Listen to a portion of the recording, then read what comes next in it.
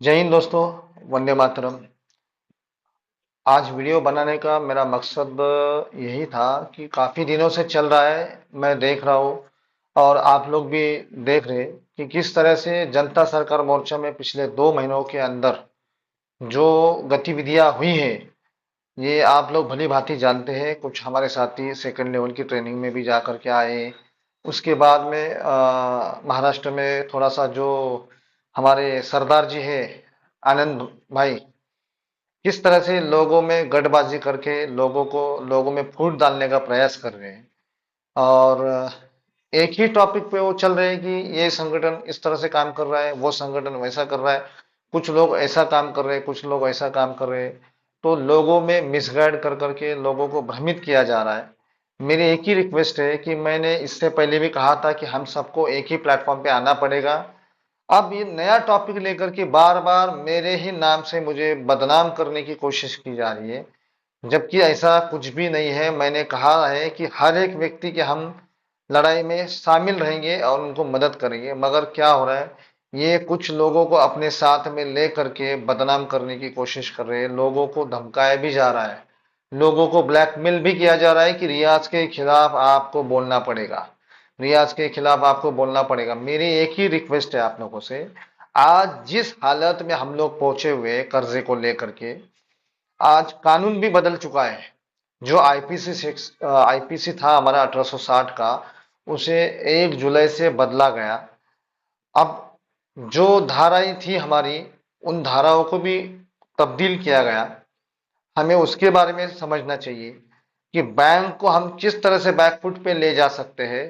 Bank किस तरह से जो पोजीशन में आ रही है, लोगों की जो हालत आज हो रही है, उनके ऊपर हम क्या सॉल्यूशन निकाल सकते हैं। जहां पर भी जप्ती में जाते हैं हम लोग, तो आजकल वो नया फंडा शुरू कर दिया इन लोगों ने। पता नहीं क्या, मतलब मेरे दिमाग में, मतलब सोच नहीं सकता मैं कि जप्ती में हम जाते हैं तो हमारे संगठन के जो सभी साथी इकट्ठा आते हैं, हम उनके प्रॉब्लम्स के ऊपर डिस्कशन करते हैं। बैंक वाले जब पोजीशन में आते हैं, वो लोग पोजीशन लेने के लिए आते हैं, तो हम लोग वहां पे हमारी मुठभेड़ होती है, बातचीत होती है, आर्ग्यूमेंट्स होती है। वो तो एक अलग पार्ट है कि वो जब आएंगे तब की बात है। मगर क्या हम जप्ती के, जहां पे जिसकी भी जप्ती होने जा रही है, हम वहां पे सब जमा हो रहे हैं, क्या हमारा फर्ज नहीं है कि बाबा जो जो लोग आए हुए हैं कि भाई बताओ अपनी समस्या क्या है, आपने आवेदन लगाया उसके आगे की प्रोसेस क्या है, या आपने बैंक को नोटिस भेजा उसके बारे में क्या हुआ आपका। क्या ये आपका फर्ज नहीं पूछना कि भाई जितने भी लोग आ रहे हैं क्या हो रहा है क्या नहीं, कि बाबा उसके ऊपर सॉल्यूशन के ऊपर बात की जाए, समस्या का समाधान निकाला जाए। हमेशा मैंने, अभी मेरे कान पे बहुत सारे, मेरे पास फोन भी आए हैं, कुछ लोगों ने मुझे फोन करके बताया, कुछ लोगों ने स्क्रीनशॉट्स भेजे हैं। लोगों को बताया जा रहा है कि रियाज के खिलाफ बोलो, उसके खिलाफ बोलो। यहाँ पे तो अब ऐसा भी हुआ है, जिन लोगों ने कुछ किया नहीं है उनको भी, मतलब जो लोग मेरा साथ देना चाह रहे हैं या दे रहे हैं, उनको भी ये लोग बदनाम करने में लगे हुए हैं। समझ में नहीं आ रहा है कि किस तरह से व्यवस्था परिवर्तन की तरफ जा रहे हैं या किस तरह से ये संगठन को बढ़ा रहे हैं। मैंने आज तक तो ऐसा कभी सीखा नहीं, देवेंद्र बल्लारा ये चीजें नहीं सिखाते, तो ये क्या सीख रहे हैं उनसे पता नहीं। देवेंद्र बल्लारा पूरे देश को जगाने में लगे हुए हैं, देश को एकता में, संगठन को मजबूत करने में लगे हुए हैं। तो ये किस तरह से लड़ाई लड़ रहे महाराष्ट्र में, मेरे समझ में नहीं आ रहा है। मैं आपको साफ साफ बता दे रहा हूं कि इन लोगों के साथ में मेरा कोई भी संबंध नहीं है। मैं आपको बता रहा हूं, आपके साथ में, आपको जब भी जरूरत पड़ेगी मैं आपके साथ में हूं। मगर ऐसे लोगों से, जेएसएम का क्या, मेरा भी इनका वास्ता, जेएसएम, इन लोगों से मेरा भी वास्ता नहीं है और इनका हमारे से कोई वास्ता नहीं है। ये अपने रास्ते चल सकते हैं या अपने रास्ते जा सकते हैं। इनको जो फैसला करना है ये वो कर सकते हैं। मेरा इनसे कोई लेन देन नहीं, कुछ नहीं, कुछ नहीं, कुछ नहीं।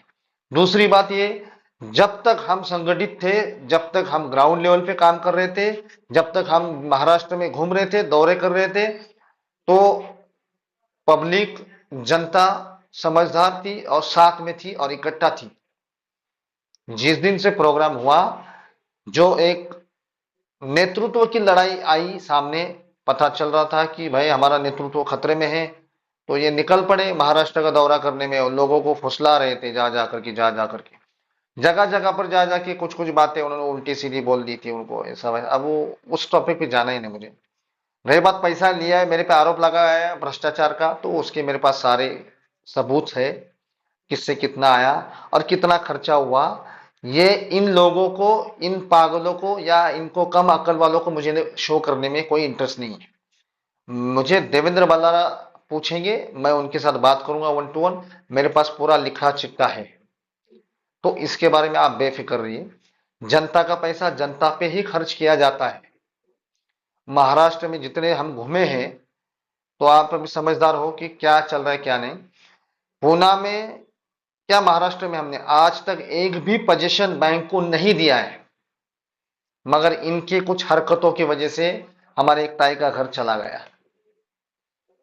आज पूना में एक जब्ती हो गई, इससे पहले भी और एक जब्ती, उन्होंने बैंक को सरेंडर कर दिया है। क्या ये लड़ाई लड़ रहे हैं आप लोग? कानून बदल गया भैया, अभी भी सुधर जाओ, समझ जाओ। आप आवेदन लगा के लोगों को बोल दिया, आवेदन लगा दिया, आपका काम हो गया। उनको अंधेरे में मत रोको, आवेदन की प्रक्रिया समझाओ कि आवेदन लगने के बाद में क्या होता है। कई कई लोगों ने आवेदन तो ऐसे लगाए कि उनको आवेदन में क्या लिखा है यही पता नहीं यार। ऐसी लड़ाई लड़ेंगे आप लोग? आवेदन को अच्छे से समझो, पढ़ो, उसको याद करो कि उसके अंदर लिखा क्या है। लड़ाई किस बात की लड़ी जा रही है, ये चीज को समझना पड़ेगा आपको। पहले आप आवेदन को समझो, उसके बाद की प्रक्रिया को समझो, उसके बाद क्या करना है क्या नहीं।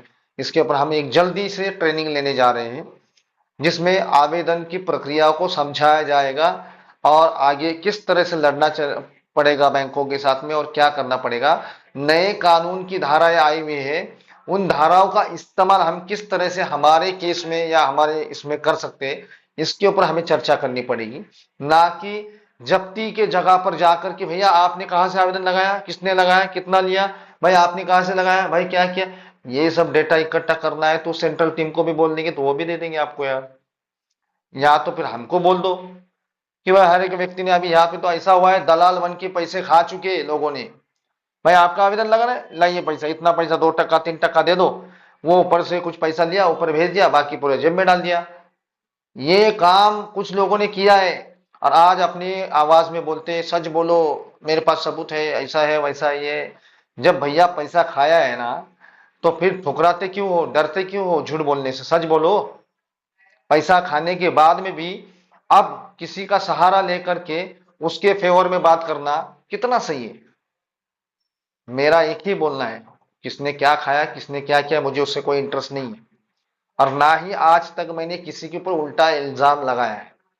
अगर किसी को चाहिए, आज वो हमारा सरदार, उसमें अकल तो कहां से आई? जब भगवान अकल बांट रहा था तो वो कहा था पता नहीं मुझे, मगर वो जिस तरह से बार बार हमारे नाम की माला जपते जा रहा है, अच्छा है भैया जपो, कोई प्रॉब्लम नहीं।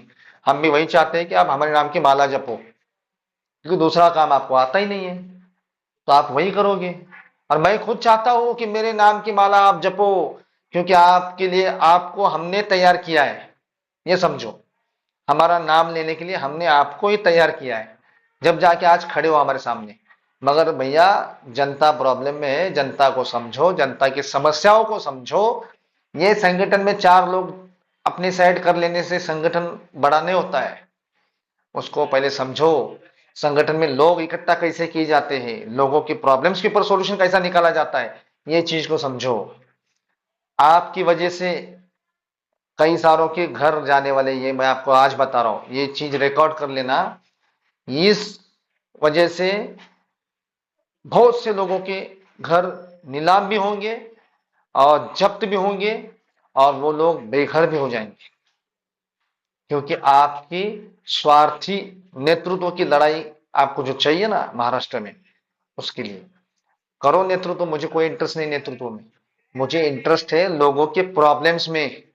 अगर आप मेरे से अच्छा प्रॉब्लम सॉल्यूशन दे सकते हो तो मैं आपके पीछे हूं। आज भी मैंने, इससे पहले भी मैंने आपको कहा और आज भी मैं कह रहा हूं, आप अगर अच्छा सॉल्यूशन लोगों को दे सकते, जनता को दे सकते, तो मैं आपके पीछे हूं।